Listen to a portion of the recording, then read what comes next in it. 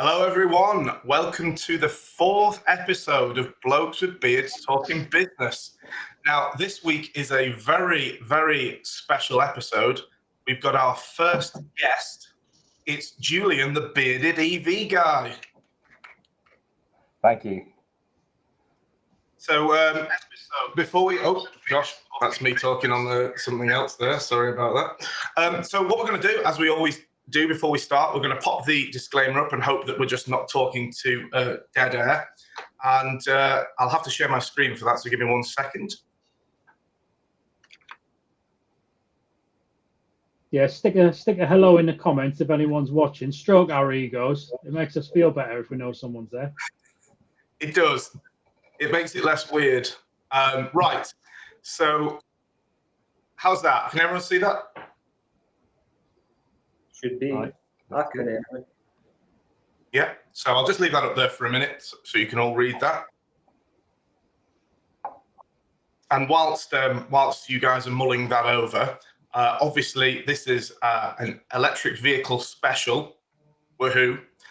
So any questions related to electric vehicles, this is your chance to ask the electric vehicle guy. And of course, any general business queries we will also answer, but we're going to really just focus in on the EV stuff primarily. Lovely. Yeah, I'll do for the disclaimer on it. Yep. That'll do for it. Let's get rid of that then. Excellent. So I think we've got some we've got some hellos here. We've got Oliver. Hello, Oliver. Mayank. Hello. And John Cox. Hello. Hi to you all. If you've got any questions, pop them in the comments. We'll come round to them as soon as we can. We've noticed that some of the comments take a little while to filter through occasionally, so don't be offended if we don't jump on it straight away. Thank you, Mayank. Appreciate your love for the name. Thank you. So get your comments in, and in the meantime, we've got some pre-prepared questions, I believe, Alan. So I'm going to pop over to Alan now to start the process there. Ideal. I think you mentioned John Cox was in there. Did you say that, Mark? Yeah, John Cox is here. I think these are, Chris, am I right in saying that these are pre-submitted by John? This load of questions that you're asking? Yeah, we piqued John's curiosity, so he'd like to know these ones. So, John, if you've got any follow-ups on the back of these, then we'll certainly take them up. So, reading your questions backwards first. So, the last question, pineapple on pizza, definitely not. So, I think you know someone. You think you know. No. Look, people give pineapple on pizza a lot of hate, but I'll be honest, there's something magical about the mixture of the sweet and the savoury. And to be honest with you, I might be one of the only ones in here voting for it, but pineapple on pizza all the way. It's like duck à l'orange, but you know. Which is also disgusting. Pork with apple sauce, which is also disgusting. And come on. Okay, well, I think we've got a theme there, Alan. So we'll move on from that. But anyway, if we're going to get controversial early doors, we better start talking about electric vehicles. Famously, I'm not a fan. You can see in the background, but I'm a fanny. Sorry, what I'm a fan of. Everybody knows that I'm a fanny. So I'm probably going to have to keep quiet because I might just end up getting a wee bit kind of exercise. So I'll ask the questions and leave it at that. So Julian, John has asked these questions, and the first one's a fairly easy one that you can throw and explain to everybody. The question's quite simple: is what are the tax benefits over conventional combustion cars? So there's a huge range on there. Mainly, it's that it comes through with a lower benefit in kind for the end user, so particularly on salary sacrifice schemes. And this is talking against sort of the traditional sort of ICE cars and sort of company car allowances. But ultimately, you get a lower benefit in kind for EVs for the end user. So it's 2% at the moment. That obviously is going to be changing slowly. but it means that there's a huge amount less tax. There are also, depending on the way that it's structured, particularly for salary sacrifice schemes, there are huge benefits for people going out and getting personal contract sort of finance. So they can shift to pre-tax income and a deduction of that. And it means that ultimately anyone who's on a personal lease and their business that they're employed by is looking to help them offer a cost neutral benefit. They can be shifting towards a salary sacrifice scheme, and ultimately most of the time everyone's a winner out of it, apart from those that don't like EVs. And yeah, that's one for Alan.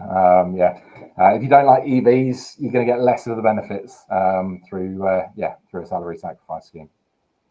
All right. And John's also asking about the hybrid plugins, which is obviously it's more tax efficient than a petrol car, but it's not as tax efficient as the straight EV, correct? Yeah, that's correct. So you get less of the benefits because the CO2 emissions are higher, and we're talking tailpipe emissions rather than sort of total package, but the tailpipe emissions are higher on those, and so you don't get as many of the benefits. And however, from an environmental perspective, doing something towards that journey is better than nothing. So we sort of hold both sides of it. We're looking to put sort of companies in with the right vehicles, and from an environmental side of things, we're looking to go through and shift slightly towards a greener plan, a greener vehicle. So yeah, hybrids in some situations are the best way to deliver that shift and that transition towards it. Particularly some of the businesses that I speak to with higher mileages, or that need to tow sort of plant hire equipment or heavier loads, there are certain circumstances where EVs are just not equipped to be able to deal with it yet.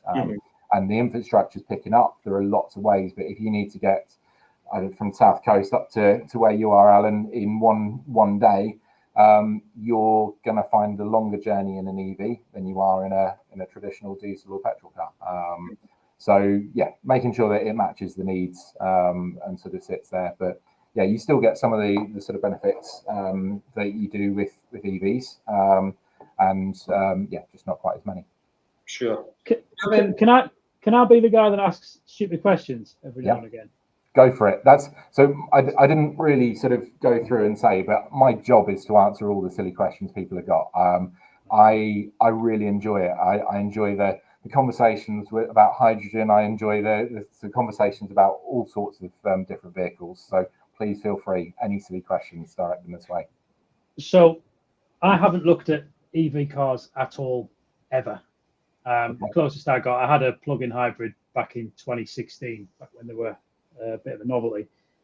Whether they are now or not, it doesn't matter. But it used to be, so when you say you leased a car through the company, the benefit in kind was, there was a little table, and if the emissions were over this much, you paid this much as a percentage of the value of the car, and that was what the tax was based on. Is that still the same for hybrids based on the emissions, and how does it work for EVs, because they've got no emissions? So EVs are at 2% at the moment. That's rising over the next couple of years by 1% each year.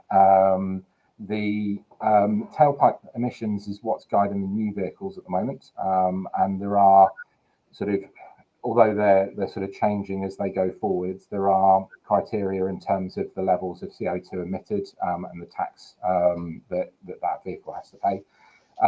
Those will slowly move towards encouraging zero tailpipe emissions. And I say slowly at the moment. There are steps towards that. I expect them to change depending on the government. As they sort of progress down that journey towards a net zero, those will evolve. The other bit that it's based on is the EV range as well. So how far the car can go on its EV range. So there are what we would consider mild hybrids in the environment, in sort of the car space, which are ones that have no form of external charging, so they're designed for the stop-start driving. You see at traffic lights where the engine will switch off and then sort of pick up again, or they're also known as self-charging hybrids, although we can sort of come back to that. But the plug-in hybrids are the ones that ultimately are being pushed forwards, and again, it's that range of miles that is also being considered at the same time. Okay, thanks, Julian. Julian, I'm just going to finish off the questions that John submitted. I know the answer to them, I should point out, just for my own credibility, but I'm going to ask you them anyway for the format of the show. So mostly about VAT, really. The two questions he's asked is, do I need to be VAT registered to get the most benefit back when putting an EV through a company? Now, I'm presuming that we're talking about a car rather than a commercial vehicle here. Yeah, so yes, you can claim up to 50% of the VAT on the car, and yes, VAT registered is the best way to be able to sort of claim that back. Otherwise, you lose that. And on commercial vehicles, obviously, 100% of that can be claimed back in terms of the VAT of that. We're talking about leasing payments here rather than... Sorry, yeah, leasing payments. Yeah, so another question, probably maybe one that's a wee bit too VAT technical for you, you might not get it, is what if I'm on the VAT flat rate scheme? Well, maybe not something that's within your purview. Not something I normally advise, and actually when I go through and sort of start talking figures, I always tend to refer to an actual accountant rather than someone who just talks the numbers on a car side of things. So maybe I sort of go that way and say, yeah. In that case, I better answer it. John, if you're on the VAT flat rate scheme, yes, you can reclaim the VAT on the leasing payments that you make. If it's a commercial vehicle and you're buying it in cash or through an HP and there's an actual acquisition of the vehicle into the business, but only if it's a commercial vehicle, you can reclaim the VAT regardless of whether you're on the flat rate scheme or not. But if we're talking about like a leasing agreement or what have you, once you're flat rate, you kind of reclaim the VAT. So I hope that helps. So John, Julian, I beg your pardon, I've got a quick question that just kind of comes on the back of that aspect. Yeah. We, Mark, Chris, and myself predominantly advise businesses, so we're probably coming from the company side rather than the employee side. It's as obvious as plain in the nose of your face that if you're a salaried employee, salary on this is the way to go. It just doesn't really almost merit consideration. It's just a case of it's pretty much a free car, right? Yeah. So of course you're going to do it. But from the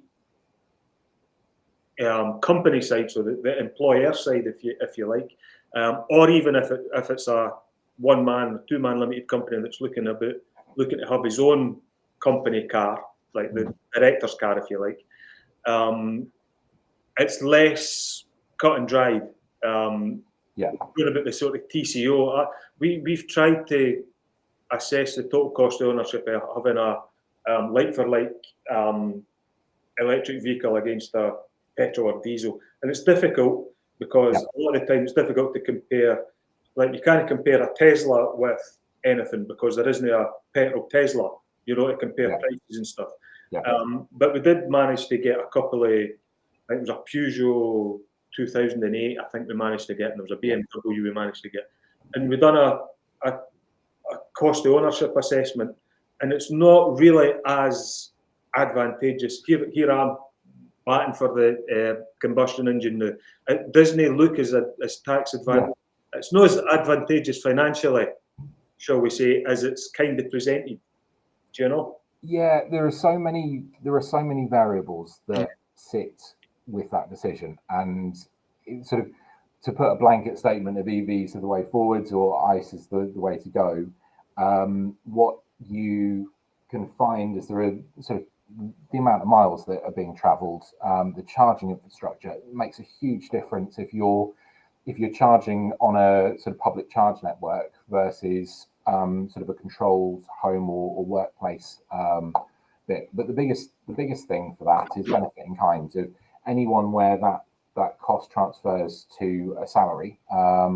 So if it's not being held within the business and it's being passed on, that's where that sort of massive saving comes in. And often when we're looking at sort of commercial vehicles, pool vehicles, and sort of it can be a little bit harder to make those definitions. But as soon as that cost is passed on to a salary, it's very cut and dried as to where that saving is. But it's about the infrastructure for the most part, and this is being mandated. So the move towards greener vehicles is something that we've got another 11 years of mandated sort of journey that's all been outlined. It might change very slightly, but the sort of emphasis is there. And what we're going to find is that manufacturers are gearing more towards that. So there's going to be a sort of definite push to meet the needs by manufacturers and to make sure there's suitable cars there. And this will become, rather than it being a comparison between the two, it will be the direction that the people need to go, and particularly with Scope 3 emissions as well, and sort of seeing how companies manage that sort of wider sort of environmental picture, and the sort of need to sort of move towards a sort of net zero. That's going to be where the real sort of benefits for companies lies. Is the larger ones at the moment are getting fines if they don't go through and sort of meet that carbon emissions goal.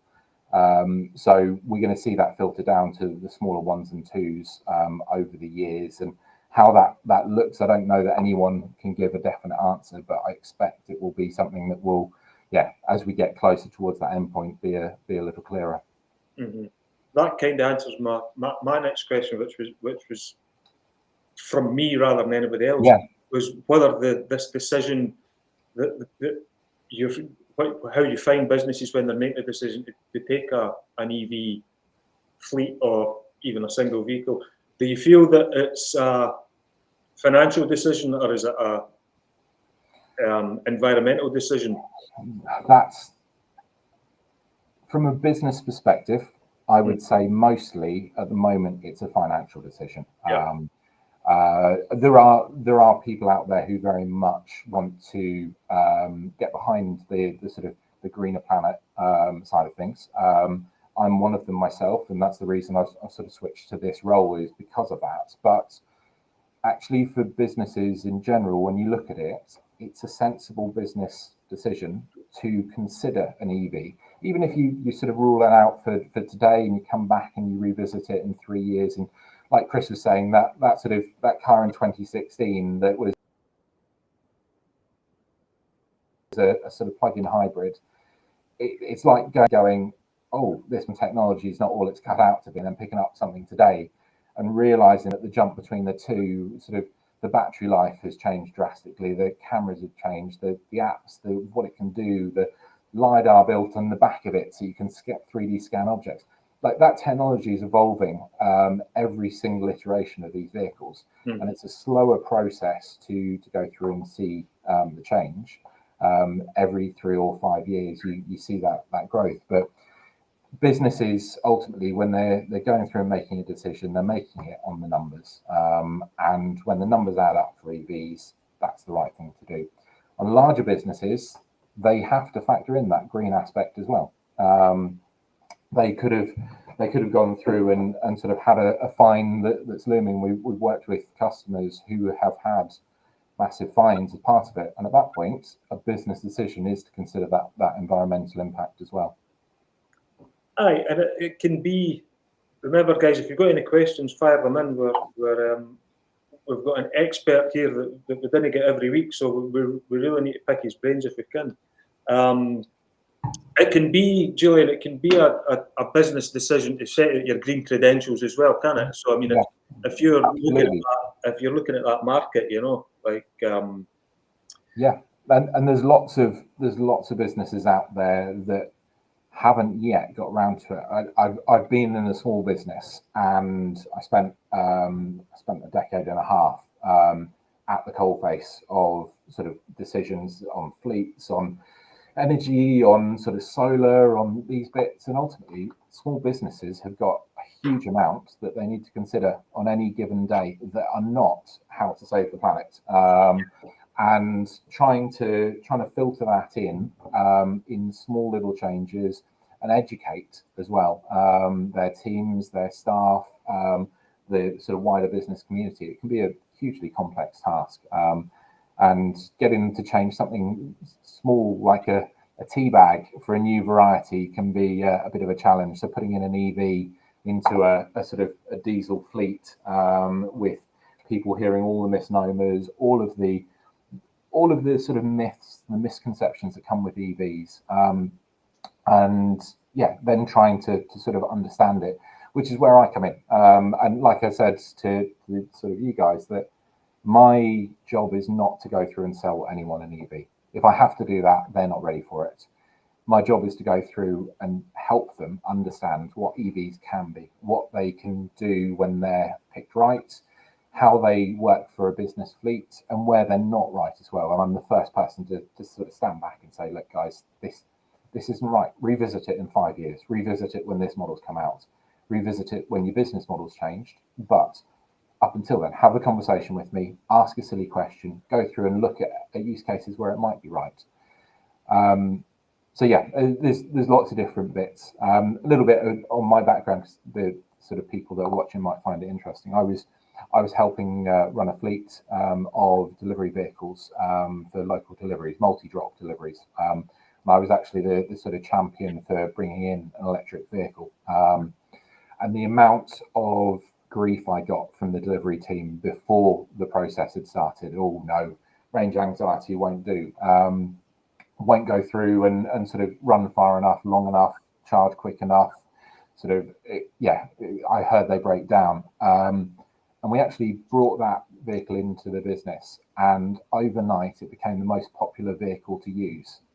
First of all, it's brand new, all the latest gear and gadgets.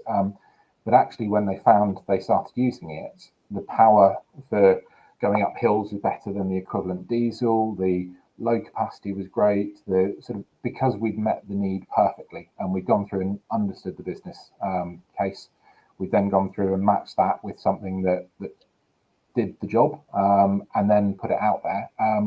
And they're coming up to running that for 4 years. I've now come to the business that supplied that vehicle, and the conversations are, yes, we want it. We want to continue with it. We want more of them. We want to get sort of our teams into it.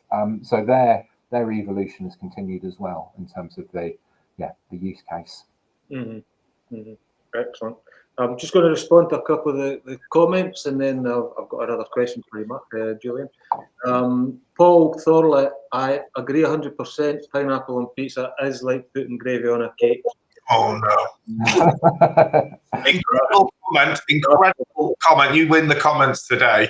It's an absolute disgrace. Hello, I would expect a New Zealander to get involved in this argument. And lamb, I agree with. Mint sauce, I disagree with. So sorry, I know you're a client of Acumenica's, but I mean, we're just going to have to disagree on that. Are you just scared of vegetables, Alan? That seems to be the theme here. I mean, unless either pineapple or mint is a vegetable, but the fact that I know that and you don't is probably more telling than anything else, to be fair. We did touch on the Scottish diet last week, which didn't feature many vegetables, but I suppose we'll move on. Also, Alan, you did mention cold chips are vegetables. Yeah, okay, all right, fair enough. Michael Dobson has said 100% agree, it's stunning. So just to balance the scales a little bit there, we need to make sure that we're getting all the comments coming through. I think probably that's it misses the end. The end of that was stunningly bad, but that's besides the point. Julian, you may have answered this in your first comment, but I was busy trying to figure some of it technically, so might have missed it. But can you explain to the people what the difference between a salary sacrifice and a simple company car allowance is? I mean, in simple terms, the company car allowance is a sort of post-tax benefit, and employees will typically not see a huge amount of that on there. So it can be seen as a sort of bonus on top of a salary on there. Whereas a salary sacrifice scheme is a scheme where the company lease the vehicle and then pass on the costs of that through to the employee, and the employee sees that as a pre-tax deduction, then getting the benefit of reduced national insurance contributions, reduced tax on there, and paying a small amount of benefit in kind to sort of receive that. So typically we'll see savings of a couple of £100 against a personal lease. And then we've got the added benefits that the company can choose, and it is an optional thing, to pass on the national insurance contributions that they save on the two parts. So typically we find that when we put these schemes in place, these are not money-making or profit-making schemes. We refer to them as a cost-neutral staff benefit. So they should be, in our eyes, something that's offered to the staff members, and the savings that they get from putting this in place, it should go to the staff. So we tend to recommend that. It is up to the companies how they want to roll these schemes out. And it can be a package option. So for a staff member, they get things like their maintenance included as part of this. They don't put an upfront balloon payment or sort of lump sum down. So it is just a monthly set amount for the duration of this agreement. But you can also factor in things like insurance on there as well. So for a staff member and for a company, it can be a total package solution. And that in turn then helps the company, because things like grey fleet management of sort of how that employee goes through and does certain small tasks like nipping to the shops to go and get the milk, or sort of popping to a meeting in their own car. How's that insured? How's that managed? How's that controlled by the company? Salary sacrifice and sort of being able to pop a car through this scheme can answer some of those questions. Sorry, Chris. My financial planner hat on, thinking salary sacrifice, one of the things that does pop to mind, because the tax savings, just like when you salary sacrifice into your pension, there's some great tax savings, exactly the same rationale. There are a few other things just to be thinking of in the background as possible knock-ons. You are giving up part of your salary. So that is no longer yours. So if you've got a death in service scheme that is based on a multiple of your salary, income protection that's based on your salary, they've now technically gone down what you would get as a payout. And also it could affect mortgage applications, because again, your salary is a bit lower, that as a multiple. So a couple of things to think of, but the benefits are still pretty. And also as well, that's from sort of one side of it. The other side is there are caps on how low a salary can be popped onto these schemes as well. So we cannot put a scheme in place that takes an employee under the national minimum wage. And actually what we do is we go through and make sure, as part of our processes, and again, I would hope and assume that this goes on in others, we do go through and have a consultation one-to-one with each of the individuals that's coming onto this to make sure they've considered all those aspects as well. Again, we don't stand in as an accountant or a financial advisor, but we morally and ethically want to make sure that people are prepared for all these questions. So we go through and we sort of push those out to the employees, have the conversations, the consultations with it. On the mortgage side of things, though, I think they consider, don't they, as part of it, and you'll probably be better placed, they consider the expenses in terms of sort of your car. No, that's very true. So I think it will balance both ways as a consideration. But there are things like that they do need to consider as part of this, and it's not just a case of tick box exercise. There you go. They need to go through the process and understand some of the implications as well. Yeah, that's a great question, that, Chris. And something that we were that I was thinking when you were mentioning the salary sacrifice scheme, all the benefits, Julian. So you're talking about a situation where a business leases an electric vehicle or electric vehicle fleet. If a business is in a position to purchase an electric vehicle outright, where do we stand then? That's a good question. It's not something that I have a huge amount of experience in terms of my predominant background is leasing on that. So there are some benefits. I think Alan's probably in a slightly better place in terms of the sort of financial side of things to advise. Certainly from the ability to pass on some of the savings. There are still savings that come through from the EV side of things, and that benefit in kind, again, if you're passing any of that on there. But yeah, I think Alan might be slightly better placed on that one. I mean, in terms of the tax relief, it's quite simple. The full electric car can be fully expensed. Basically, you can write off the cost of that against your profits in the year of purchase. So time that right, and it can be a big saving. I mean, cough back. Time it right, and you can make a good saving. If you're looking at a second-hand car, it's not quite as tax efficient. You don't get full expense, and it just goes into the main pool, and you get it at a much lower rate. What you've got to remember though is when you do dispose of the car, 4, 5, 2, 3 years down the line, probably. I mean, based on the performance of these cars at the moment, you probably get rid of it about 3 weeks after you bought it. But you've then got to pay tax, prevailing corporation tax rate, or income tax rate, depending on your circumstances. You've got to pay tax on the gain on sale, which is basically the difference between this tax value written down and what you get for it. So basically, if you've written it down to zero in the first year, anything that you get as a trade-in or what have you is going to be taxed as a standard gain. So it's probably tax efficient to begin with, but on the long term, it's difficult really to say whether it would be more tax efficient to do so than lease sort of thing, you know. And I think on that, the difficulty of being able to say longer term the sort of benefits on there. It's one of the reasons why at the moment leasing is quite popular with EVs, particularly because of the unknown after a number of years. Sort of what are the retained values? What do they look like as a used car?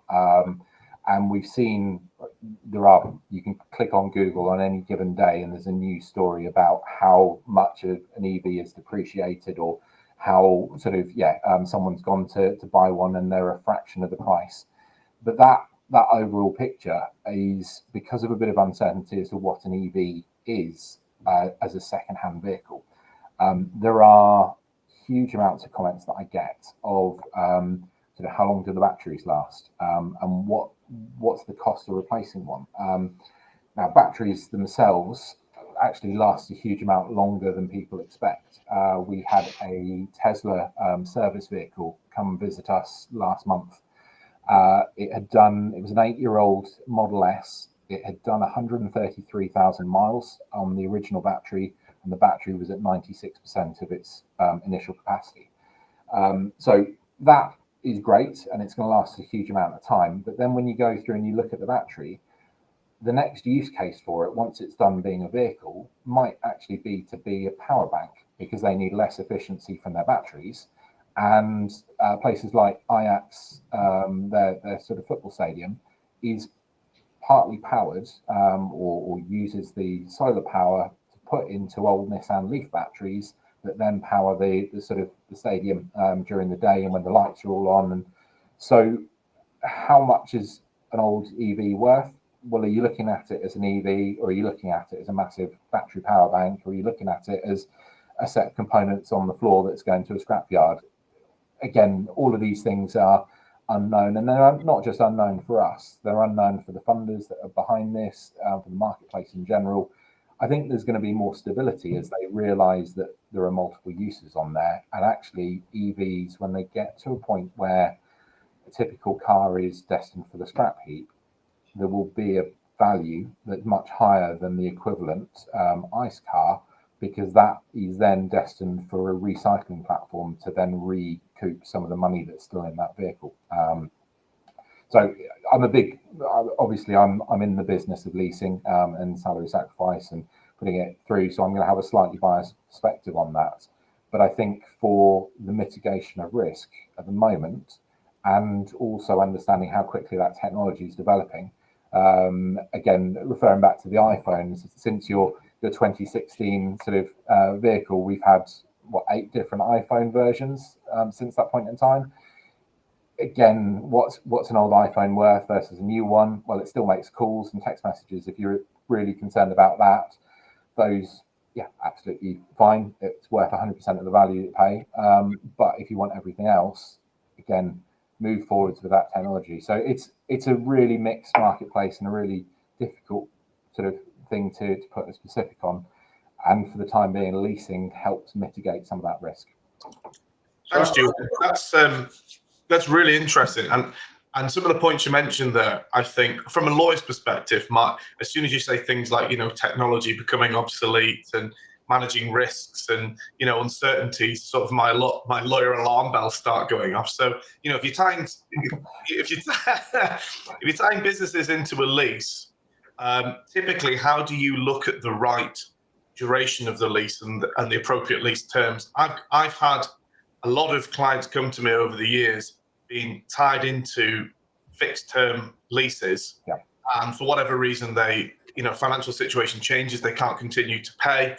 Or for instance, we're looking here at taking on a lease for the benefit of perhaps an employee who you take on as part of a package for them. What's the situation if they leave and they're still having to make payments? How do you manage all those risks? So a couple of things. The first bit is the preparation on that. So it's making sure that we go through and understand the needs that we're trying to, and that starts with a really open and honest conversation before it even gets there. If I have to approach them for that, then oftentimes we're pushing it too much. So it's a case of taking a step back, but open and honest and transparent on that first bit, and that comes from both sides. Once we've got a good picture of what their needs are, is then matching it to what the marketplace is doing, the vehicles and the model updates, and our industry knowledge to know where the technology is going and how it's developing. Typically, we're looking at sort of 2 or 3 years on there. 4 years is generally the maximum we go for electric vehicles on there. We can go up to 5, and there are certain use cases where people understanding their needs now for the next 5 years might well sit in that. But typically, it's a sort of a shorter term lease. And then the way that we do it, we're not looking to get masses of sort of vehicles on the road from our perspective. What we look to do is to guide businesses through that. So we then also have the options of things like early termination cover, which can be built into that cost that gets passed on to the employee. So again, part of that risk management. Some are better than others. We've had, again, it's understanding the industry and understanding where to put stuff on there. And there are some that have caveats to the amount of attrition. There are some that have caveats to the amount of sort of protection, whether it's a dismissal or a redundancy case, or and the industry knowledge from our side of making sure the right product sits there is really important, and being really clear with that as well. It is an add-on insurance. PPI and all of that's had a really terrible name because it's an add-on insurance. So making sure that the customer and us are really clear as to what it does and doesn't cover. In most cases, these schemes are put out to senior level employees. They're put out to employees that should they leave, they will need to be replaced. So there is a bit of a sort of security there for the company. And then the other bit we've got is novation, where should we get to a point where a business approaches us, and we have them on a once a month, twice a month basis, where companies will come to us and say, look, our needs have changed. We will try and work with companies to go and put that vehicle out there and get an ovation, make it attractive for another business to then be able to take that on. So there are ways to manage that. None of them are perfect, and from a legal perspective, there are.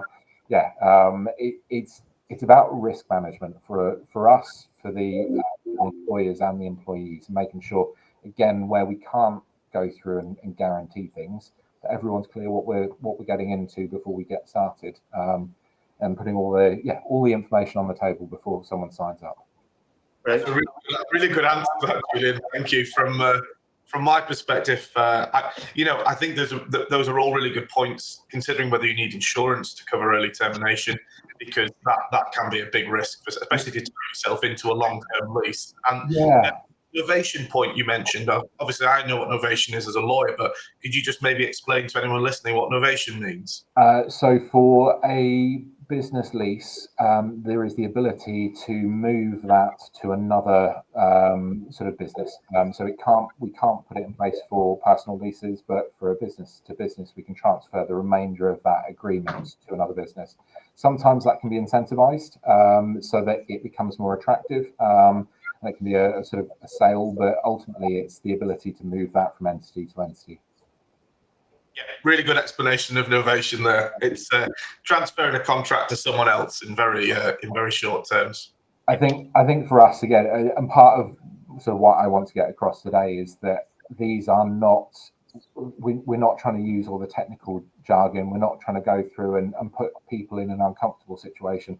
The silly questions are what we're here for. We've built up knowledge over a huge amount of time combined, and before salary sacrifice was ever a sort of a thing, the owner of the business that we are at now, he had drawn up this green scheme initiative to go through and put pretty much what salary sacrifice is in place before it became sort of a public sort of push. So we've been doing this for a serious amount of time, and our big thing is where we need to work and listen with companies. There are big providers out there that will do thousands and thousands and thousands of cars more than us. We're not there.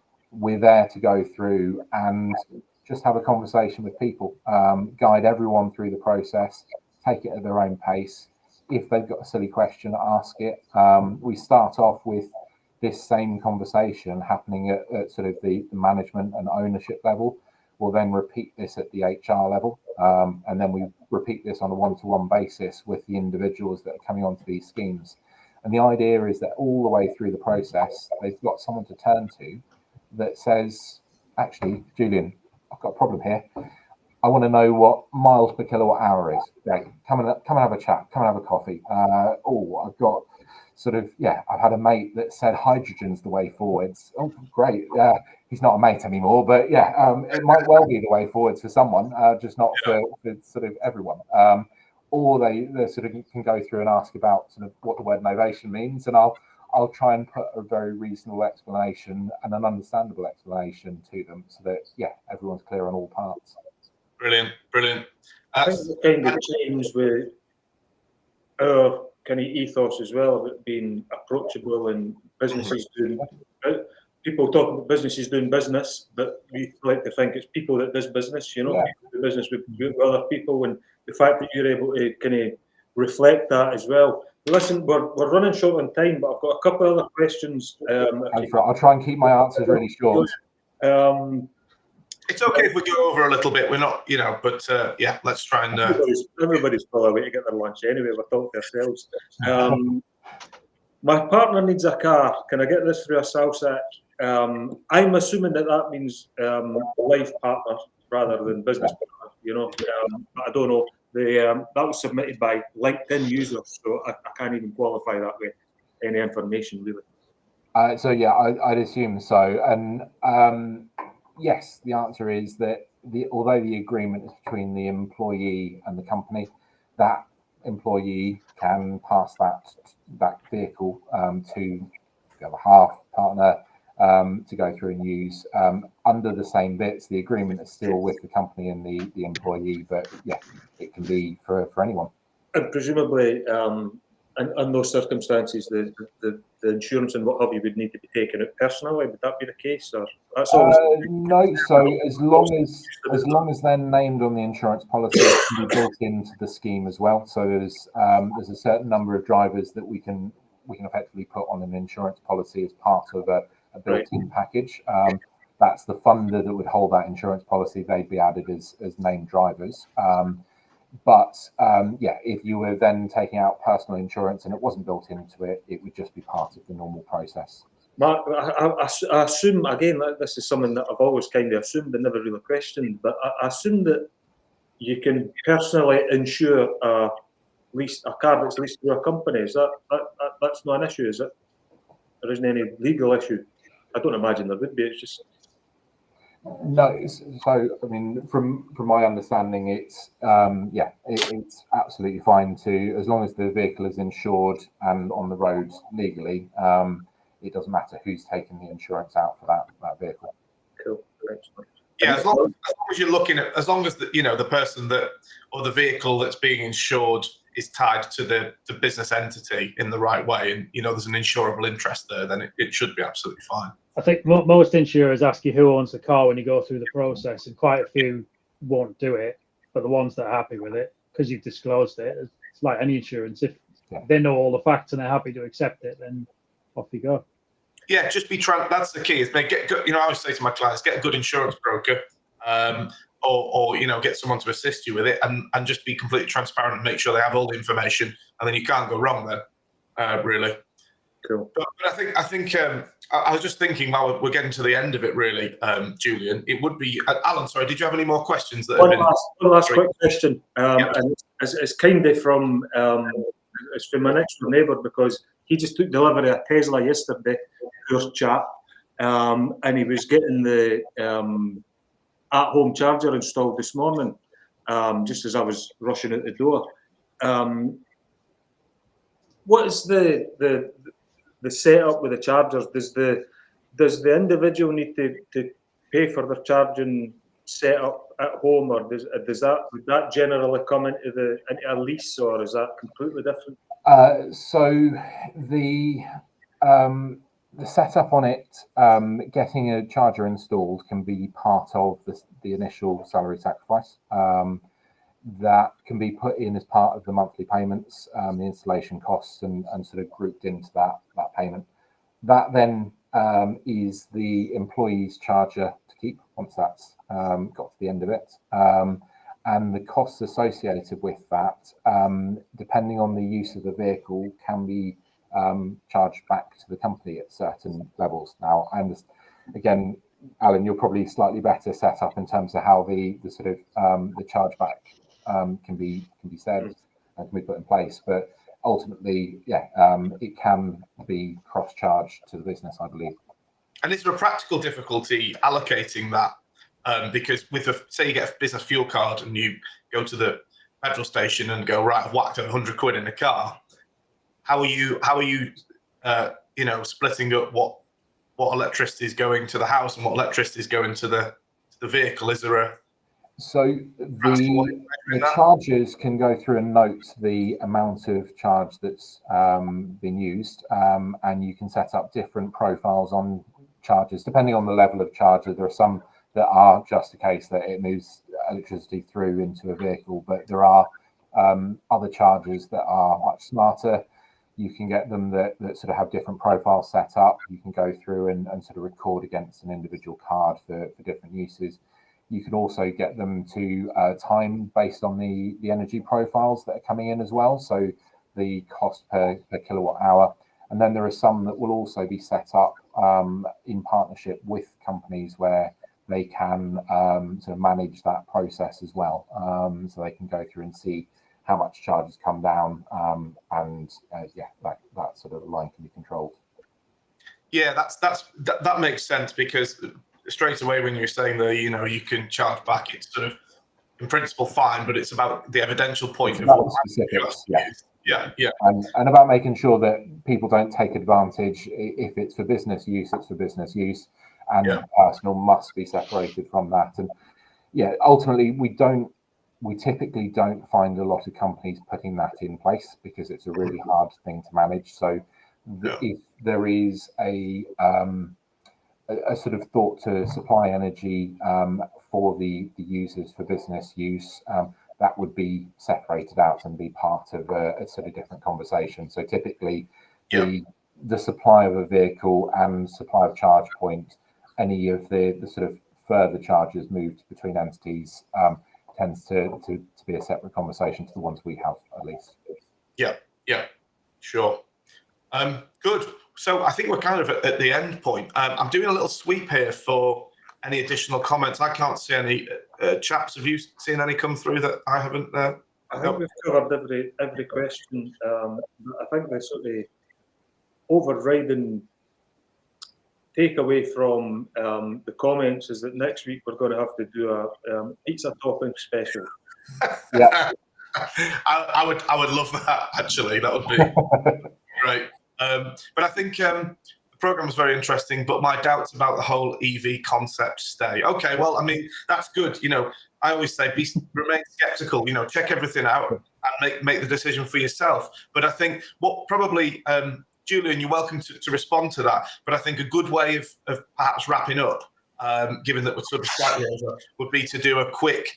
If a business is weighing it up, considering should I go electric vehicle, should I not? What would be your, sort of 3 key points for them to do now? So first one is anyone with doubts, get yourself into one. Try it. There are free test drives about. There are self-serve test drives about where Tesla have got some places, locations where you don't even have to speak to someone. Book it all through the app. Go and take one out and try it. Most people are surprised as to what they're like, what they do, and how they behave. But the second part is talk to me. I am here not just now, but sort of on the end of a phone, on the end of a LinkedIn message. Please ask a question. More than happy to direct you, to help you, to steer you, and to share some of the knowledge that I've built up sort of doing this for a living. And then the final bit is that it isn't right for everyone. For me, I am a petrol head. I love cars in general. I love bikes. I love anything with an engine. I love anything with a motor. I'm not limited to just EVs. However, they are presenting a change in the planet, in the environment, in the business industry, and commercially that people can't ignore. And there is a lot of reason and incentive by the government pushing towards this net zero to have a sort of a real push behind technologies like this. Hydrogen may well exist for a use case. I have a feeling that in long haulage trucking, there will be a reason to have other technologies that are there that also support it. But EVs are much further ahead in the infrastructure and the technologies, and they are here not for everyone to have, but they're here for a large portion to sort of see, experience, and try. And for me, it's anything that we can do to make this planet just a little bit better deserves a little bit of consideration. And go and take a test drive. Try it for yourself. Drop me a DM. Drop me a DM as to why sort of you're never going to go in an electric vehicle, and I'll happily have a conversation with you as well. There you go, guys. Does that mean you're going to book a test drive in, Alan? I've already, during the course of this, I've been tapping away on the computer. He's already signed up for a Tesla test drive. Do you know, I heard, Alan, that Audi... Less than about 12:15. I've been on kind of autopilot since. One of my mates got an Audi, and you can get them to put brum brum noises in. Yep. That's right, more importantly, on the Teslas, there is an external speaker, and you can tap it and make it fart at people as they walk past. Oh, well, sign me up. That sounds fantastic. Right, that's brilliant, Julian. So, as you guys all heard, there a lot of information to take on board. So, and some real financial benefits there to consider as well if you're looking at going electric. And if you are, as Julian said, drop him a message or give him a call. And this is the guy to speak to if you're thinking about EVs. So he'll be able to talk you through it and perhaps get your test drive set up. Brilliant. Thank you very much for having me on, guys. And can I just compliment the beards from all of you? Great effort. Except Chris, obviously. Thank you. Yeah. Thanks. Coming from you, Julian, that's a real compliment. Thank you. Right, guys, I'm going to end the stream right there. That was a great, very informative session. So speak soon. We'll see you next week. Bye, guys. So yeah.